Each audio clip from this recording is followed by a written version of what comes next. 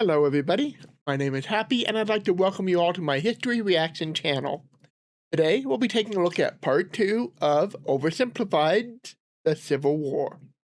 As always, I will include a link to the original content in the description down below. Please consider heading over to Oversimplified and showing them some love and support. Alright, with all that said, we'll just pick up where we left off. We're talking about the American Civil War. Let's see what they got for us here. This video was made possible by Honey. Stick around to learn how you can save money when you shop online. Got it. Part 2. As the Union struggle to take control in the East continued, elsewhere, the war raged on. The Confederates attempted an invasion of Kentucky, hoping the state as a whole would join them, but they were pushed back. The Indian Territory saw Native American tribes ally with one side or the other in the hopes of securing rights after the war. Along the Mississippi, General Ulysses S. Grant remained one of the few Union generals scoring major victories. With his best pal, General Sherman, by his side, Grant led his armies down the Mississippi to the Confederate stronghold of Vicksburg. Let's stop here real quick. One thing that doesn't get talked enough about during discussions of the Civil War is the fact that Native Americans were involved, especially out here in the West where I live. For that matter, we don't really talk a lot about battles out in the West. When we talk about the Western theater of the war, we're typically talking about what we see right here. Grant, Sherman over by the Mississippi, not further west, but there was fighting going on in Colorado, New Mexico, well, involving Colorado, New Mexico, Texas. There was a battle of Glorieta Pass. I've been to the site of that battle, down near Santa Fe, New Mexico, where the Colorado militia fought Confederates. There was a lot going on further west, and some of that included Native American conflicts. Like he said, they were looking to gain favor on whichever side might win. There were also things like the Sand Creek Massacre that took place here in Colorado. I've been to that site as well. That's where the same Colorado militia that fought the Confederates at Glorieta Pass, Colonel Shivington, the fighting parson as he was called, led a surprise attack on a civilian camp of Cheyenne and Arapaho and just slaughtered everybody in the camp, despite the fact that they very clearly were non-combatants. They raised a U.S. flag and a white flag. There was little or no weapons at all in the camp, no warriors. The warriors that would have been there weren't even there at the time. There were infamously orders given to kill children. It's grow into lice. A really, really tragic event. So let's keep that in mind when we talk about the Civil War. We don't really talk so much about what's happening out further west than, say, the Mississippi theater where we see here. Both sides knew that if Vicksburg fell, the Confederacy would be split in two, and the Confederates prepared for an intense defense of the city. But back in the East, Lincoln still wanted somebody to march south and take Richmond. Having given General McClellan the boot, he needed a new man in charge. I don't think that's the boot that he gave him, though. All right, Mr. President. Option 1 is General Hooker. Bit of a nutcase, but a good general.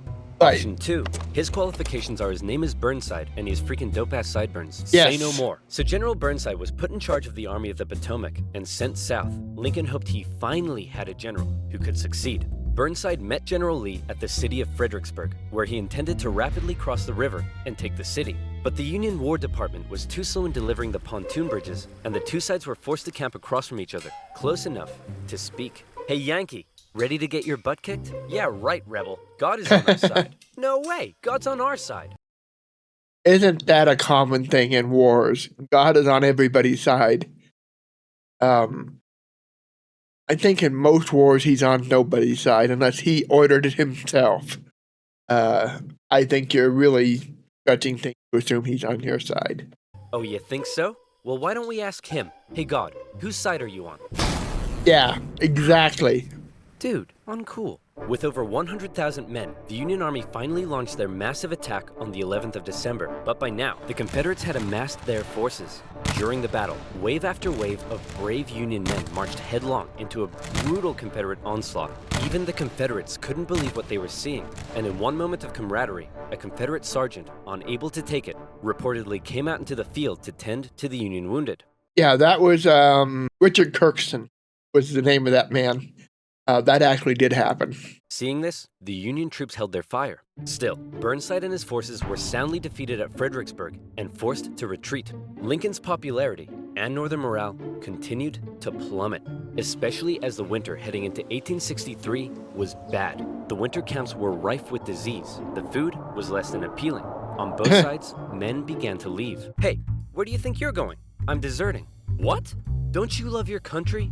Yes, I do. And I'm trying to get back to it as quick as I can. Yep. That's a very well-known quote. Whether it was actually said or not, I don't know, but that was a pretty popular story from the time. Yeah. Deserting was a big thing on both sides of the Civil War. Samuel Clemens, Mark Twain, was a deserter from the Confederacy.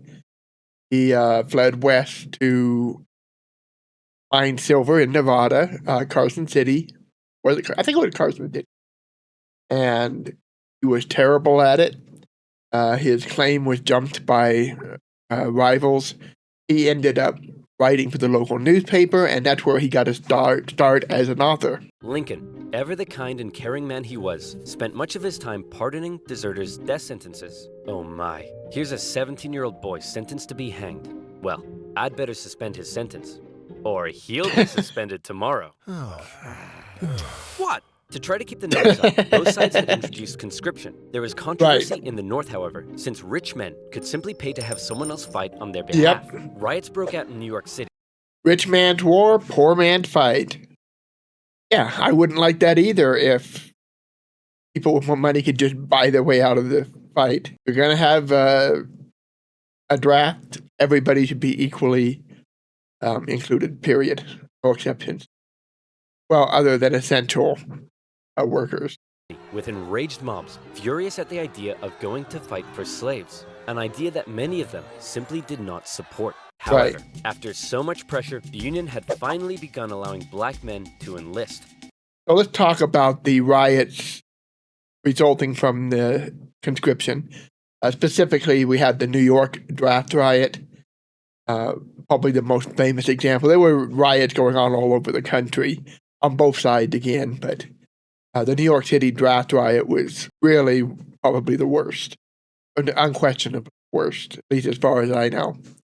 That one was primarily immigrant families, Irish in particular, rose up in protest due to the, not only just to the draft itself, but also to the whole idea of being able to pay your way out of it, pay for somebody else to take your place.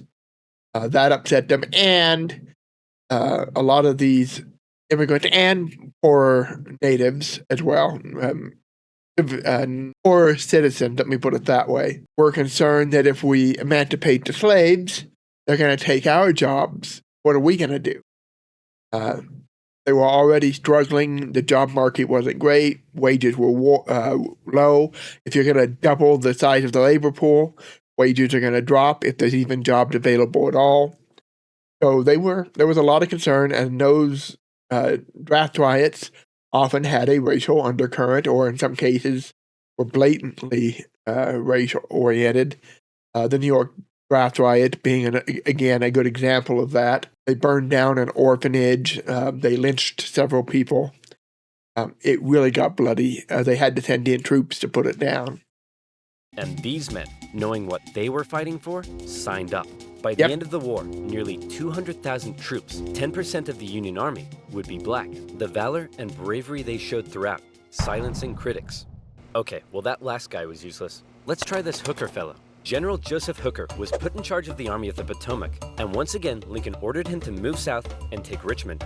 Hooker met Lee at the Battle of Chancellorsville, where Hooker had over twice the men Lee did. Lee was forced to defy all military convention. Hooker had almost twice as many men as Lee did. I don't remember the exact count, but I don't think it was actually twice as many. Maybe closer to 1.8 times as many. So, and that's good for an oversimplified, but they say he had approximately 130,000. I think that's actually probably pretty close. I think Lee was actually closer to like 76 or 77,000. and split his smaller force into two.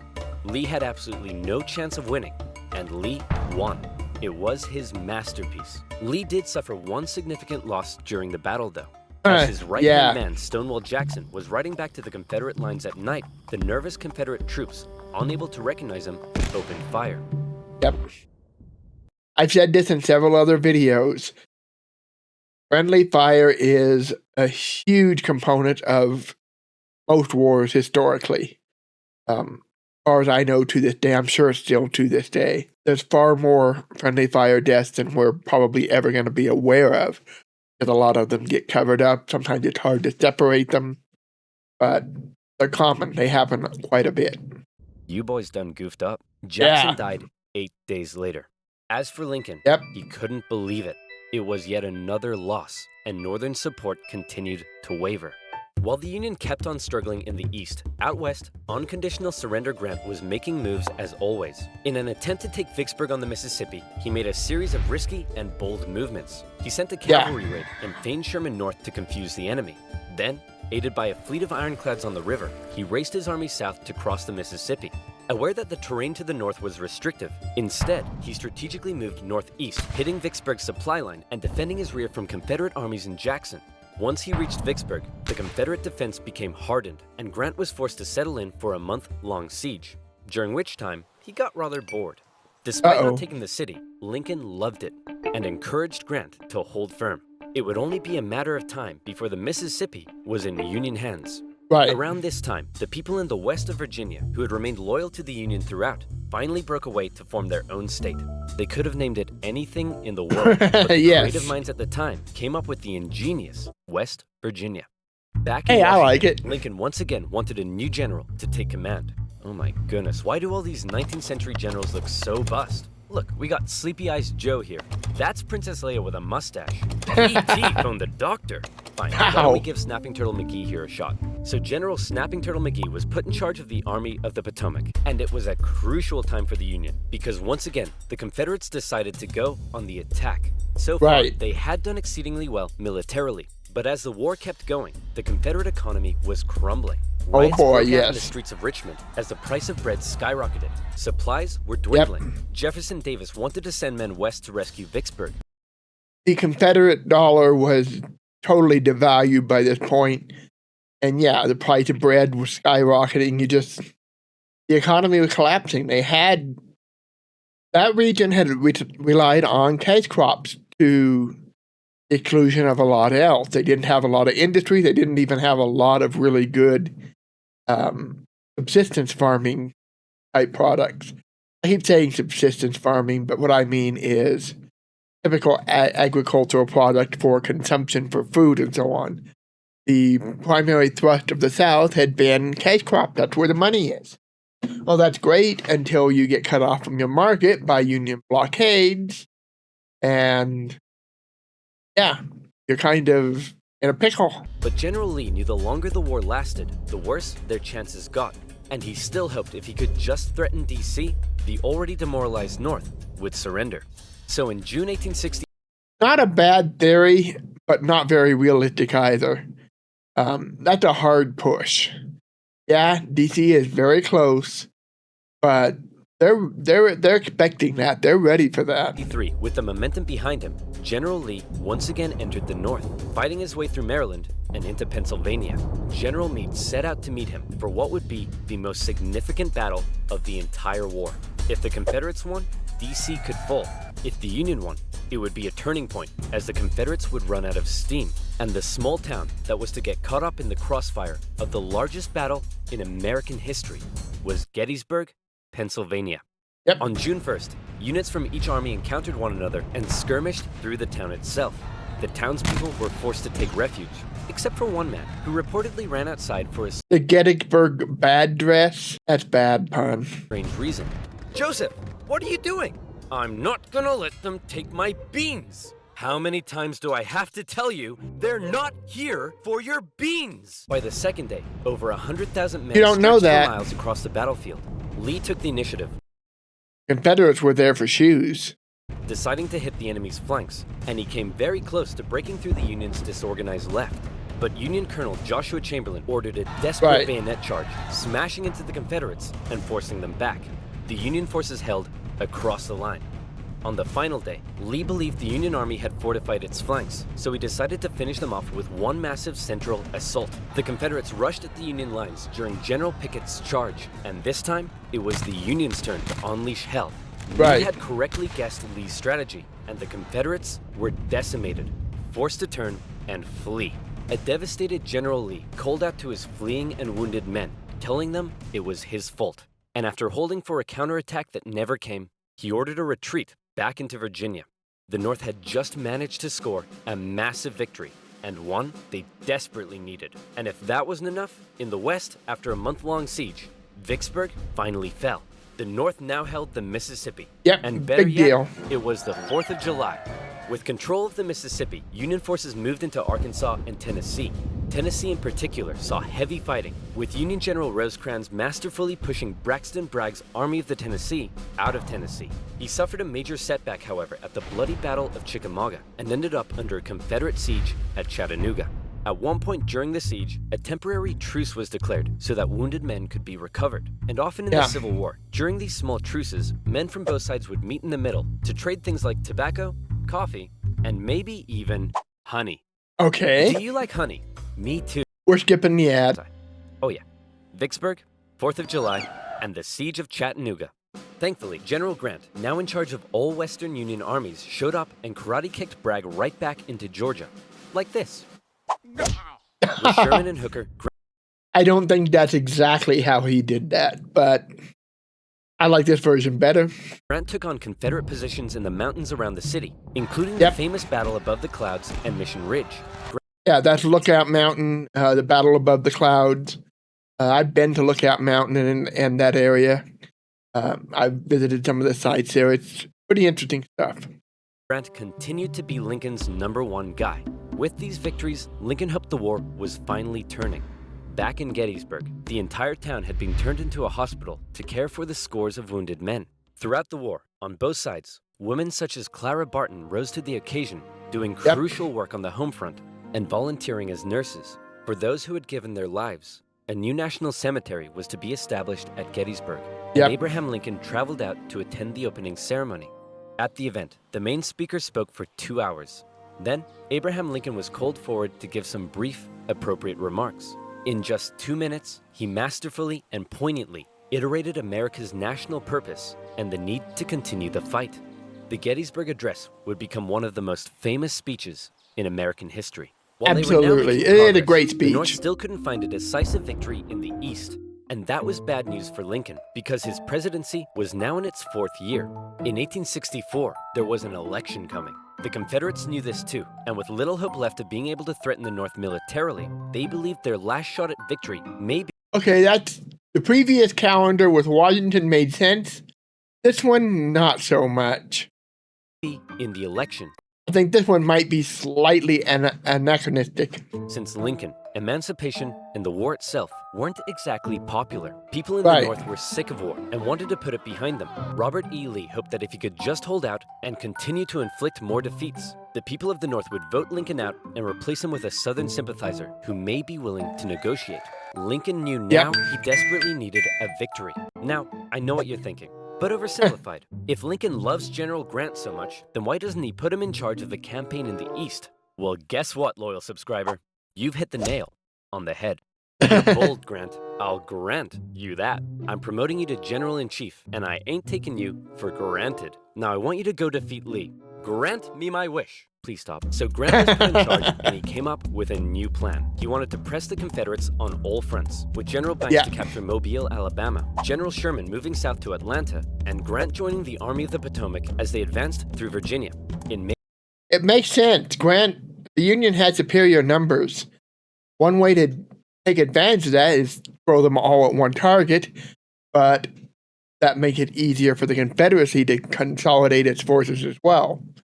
Attacking in multiple different directions at once, taking advantage of the fact that you so drastically outnumber them is a great call because that puts the Confederates in a desperate position. They don't have the manpower to effectively cover everything. May 1864, that plan went into action. Sherman steadily advanced on Atlanta, facing off against a smaller Confederate army under General Joseph Johnston. Yep. In addition, a cruel yet highly skilled cavalry general and winner of the funniest Confederate oh, statue I hate that statue. Bedford Forrest was also nearby, doing his best to threaten Sherman's advance. But in a series of battles, Sherman dominated and pushed Johnson back to the city. But he was held just outside of Atlanta itself and was forced to lay siege. Meanwhile, the main show was happening to the east in Virginia. The Union's top general was finally about to face off against the Confederacies. Lincoln hoped Grant would bring something new to the Eastern Theater, and bring something new he did. As Grant began moving south, Lee still regularly outmaneuvered him and inflicted heavy casualties, hoping to demoralize the North as much as he Not gonna work, but and here's Grant. what set Grant apart from others. He knew Lee was running out of men, and that the North by comparison had plenty. Grant would throw his forces at Lee, and even when Lee repelled them, Grant, rather than pulling back, would give the order to keep moving forward and flank Lee. Again. Yeah, it was all flanking maneuvers. Just, all right, they hit us. Now we're going to go around their left and hit them. Go around their left or right, doesn't matter. It's just constant flanking maneuver. And again, in under 6 weeks, 80,000 men would be killed, wounded, or missing. In D.C., Grant was criticized for being a butcher. At the Battle of the Wilderness, he was. Casualties were so heavy that Grant reportedly began to weep. But still, Grant could replace his losses. Lee couldn't. And that's the difference right there. Yeah, you could call Grant a butcher, but he knew what he was doing. He could afford the losses. Lee couldn't. And yeah, it seemed brutal, but it wasn't like he was literally throwing them away. They were trying to fight reasonably intelligently. It was more that if we let this war drag on for another 3, 4, 5 years, how many more thousands are we going to lose that way? Better just to get it done with. Force the fight, keep pushing, don't let up, and end this thing. He was being pushed all the way back to Richmond. Lee knew once he got there, he'd be under siege. Then it would only be a matter of time. Right. Close to Richmond, Grant again suffered horrific casualties in a miscalculated assault at Cold Harbor. Then, trying to be a trickster, instead of moving on Richmond directly, Grant moved towards Petersburg to flank the Confederate capital and cut its supply line. But, just like Sherman, Grant was halted outside of the city, and he too was forced. Yeah, Petersburg was a major rail hub. Doing that wasn't a bad call. It's not something they expected.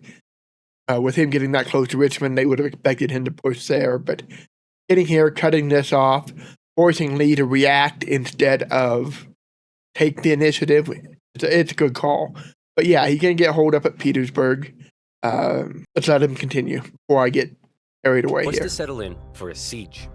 2 identical sieges would not be good enough for Lincoln's re-election. The people of the North saw the casualties Grant had been taking, and they weren't happy. To make matters worse, Lee had sent Jubal Early north to threaten D.C., with the hope of forcing Grant to withdraw troops from Richmond. Early was repelled on the outskirts of the city, with President Lincoln even attending as an observer, but the North had been given a fright. So with the war currently in a stalemate, who was to be Lincoln's opponent in the critical 1864 election? Oh Who boy. would the Democrats choose? Guess what, baby? I'm back. That's right.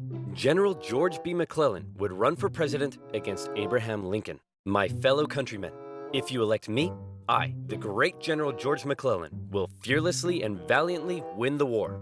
Unlike this douchebag, many Democrats, however, including McClellan's running mate, wanted to end the war. So it's possible McClellan may have ended up fearlessly and valiantly making peace with the Confederates, which is exactly what they were hoping for. With the war in a stalemate and Lincoln still not popular, it looked like McClellan would win, and the Confederacy may have a chance at surviving after all. Lincoln himself said that without some kind of major victory, it seemed exceedingly probable that this administration will not be re-elected. Well, fret not, Abe, because if it's a major victory you want, it's a major victory you'll get. Atlanta had been under siege by General Sherman for just over a month. After a number of battles around the city, Sherman sent a force south to sever the city's supply line, and Confederate General Hood was forced to abandon it. Atlanta, one of the Confederacy's most important cities, had fallen into Union hands. For many, it was clear that the Confederacy's defeat was now inevitable and the war would soon be over. When the final results came in, Lincoln had won with an electoral college landslide, with the troops in particular voting overwhelmingly for Lincoln, which must have been touching for their commander-in-chief. Hey man, looks like you lost. No hard feelings? I didn't lose. I merely failed to win. In January, Lincoln involved himself heavily in ensuring the 13th Amendment made it through Congress. In a narrow and historic vote, the amendment passed. Slavery would now be constitutionally banished throughout the nation. Black men and women, watching the vote from the galleries, knew the work had only just begun. A couple months later, at his second inauguration, with victory right around the corner, he didn't celebrate, he didn't gloat. Instead, he emphasized the need for reunification and binding up wounds. To him, Americans, North or South, were to again be compatriots. However, listening to Lincoln speak that day was a man who had no interest in reunification, John Wilkes Booth. An actor living in D.C., was also a deep Southern sympathizer, and as the war turned against the Confederacy, depressed and full of hate, he was already plotting his revenge on the man he held responsible. With further Confederate losses, it was pretty clear at this point who would win. But still, Jefferson Davis showed no sign of giving in. The North were frustrated to see the conflict being dragged out.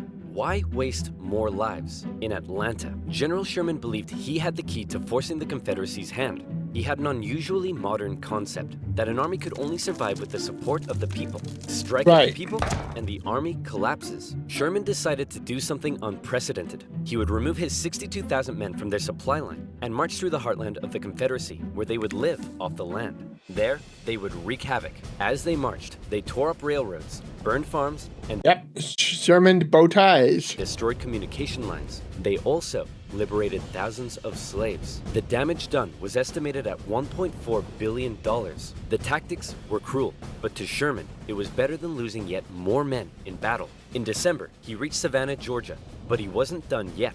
Next, he turned north to inflict his punishment on the first state to secede, South Carolina. As he moved, he came ever closer to General Lee's army, still holding out at Petersburg. The siege of Petersburg had lasted for 292 days. 60,000 of Lee's men had deserted. Numerous Union attempts to break through had failed, but when the breakthrough finally... What is it with sieges of places called Petersburg lasting about 300 days? Edit here. It came quick. On April 2nd, a Union assault finally pushed the Confederates from their defenses. Hey man, there's no need to evacuate, right? You'll rescue us like last time, right? Sorry, can't hear you. Yeah. Lee narrowly escaped the city, hoping he'd be able to meet up with General Johnson and continue the fight. Grant chased him down. Richmond was evacuated, and Jefferson Davis went on the run. As they left, the Confederates set fire to military buildings, but the flames burned out of control, and as the Union troops arrived, they became firefighters. A couple of days later, Abraham Lincoln visited the war-torn city. Grant caught up to Lee at Appomattox Courthouse, where he trapped his forces. It was here, on April 9th, 1865, that Lee saw no point in continuing. Sir? Listen, bub, I drank a bit too much last night, and now I'm hanging like a fruit bat on a hot day. So whatever you have to say, I don't want to hear it. General Lee says he wants to surrender. Hot diggity dog! Grant and Lee met in the home of a nearby farm family, owned by a man who had tried his best to escape the Civil War. Wilmer McLean. Wilmer McLean. All right, can we all just hurry up and get this over with? Martha! Not now! I'm cleaning! Do you want us to get rats? Grant and Lee, after years of war, now spoke respectfully to one another. When Lee left, his face filled with emotion, Grant's men began to cheer, but Grant ordered them to stop. He knew that now was the time for reconciliation. Just over 2 weeks later, General Johnson would surrender to Sherman, ending the war for 89,000 Confederate soldiers in the largest surrender of the war. Yeah, I was just going to say, we often think of Lee surrendering to Grant as being the end of the war, but it still went on for a while after that. And Johnston surrendering to Sherman, that was a much bigger surrender. That was the larger portion of the army. So that's a couple of weeks later, and there's still going to be sporadic fighting for a while. And in fact, there is the war after the war. There's going to be fighting going on all through Reconstruction as well in various parts of the South. So it's over, but it's not over.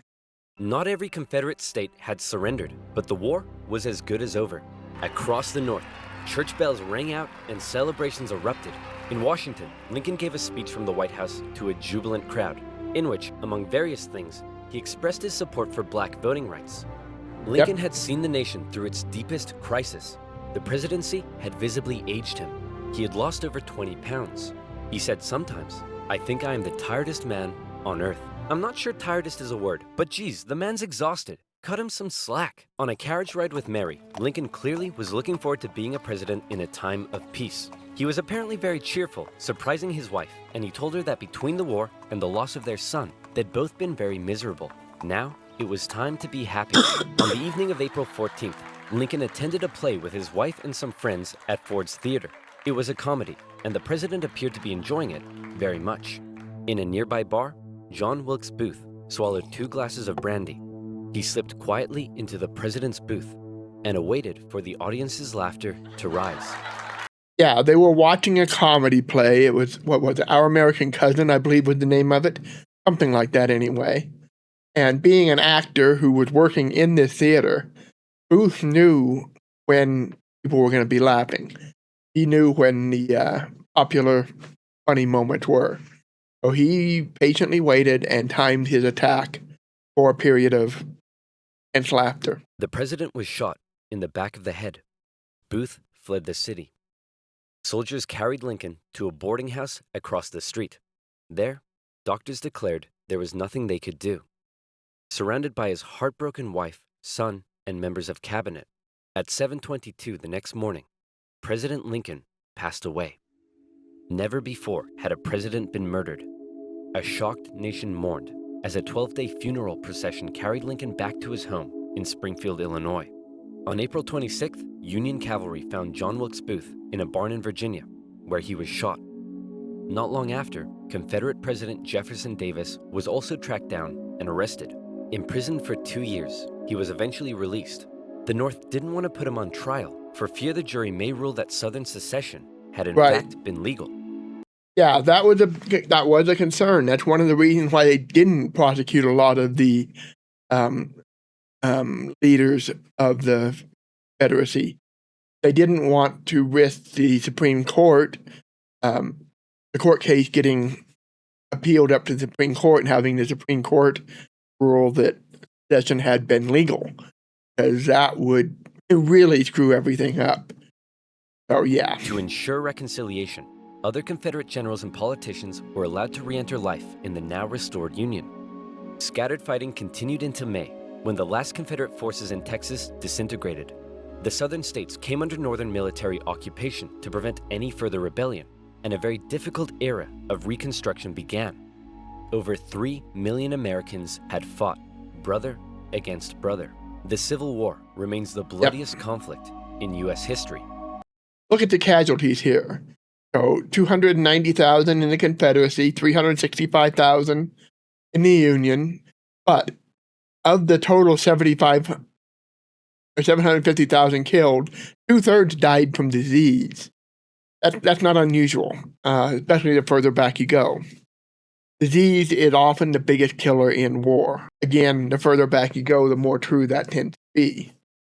Also, 50,000 civilians were killed and over 80,000 slaves were killed. We don't know exactly. Slave records were not the best at this time. If you ever tried to find African ancestors, you'll know exactly how hard it can be. But the Union had been preserved. You could say the real winners were those who were to never again be slaves. Further amendments passed by Congress gave black individuals the right to citizenship and to vote. Significant progress had been made.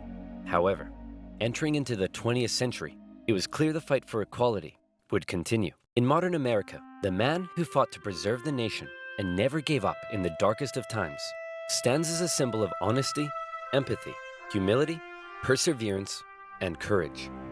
A continuous reminder of what has forged America and what it should ever strive to be. All right, so there we have it, the American Civil War. I hope you guys learned something. It is a pivotal event in American history, clearly.